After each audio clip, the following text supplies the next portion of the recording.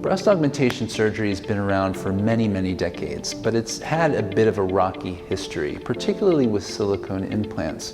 Now, just to be clear, the FDA has approved the use of saline and silicone implants for use in breast augmentation, as well as for reconstruction. The use of silicone is very safe today, and there is no chance of leakage issues, which used to be a problem for implants that were placed prior to 1992. But since 2007, we have very safely been able to place silicone implants without the risk of leakage.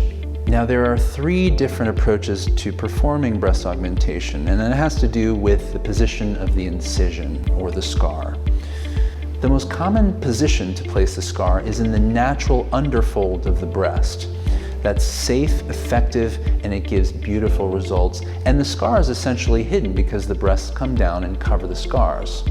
That is my preferred approach. Rarely do I use the other 2 approaches, which involve an incision around the areola or in the armpit. Sometimes you'll see celebrities with no scars on their breasts, but they've clearly had an augmentation.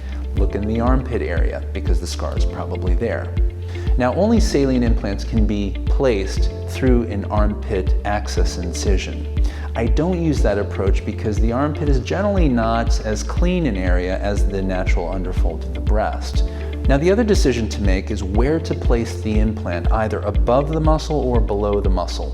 And there are pros and cons to each approach.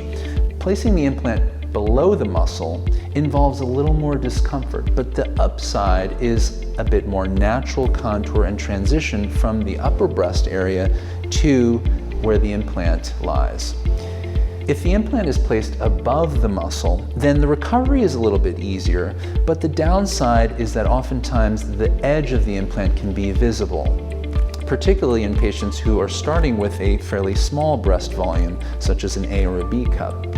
With larger breast volumes, it doesn't really matter so much whether the implant's placed below or above the muscle in order to achieve a natural appearing result. Each patient has a unique set of circumstances and anatomic features as well as goals, and so I work with every one of my patients in order to achieve the most beautiful, symmetric, and natural results possible.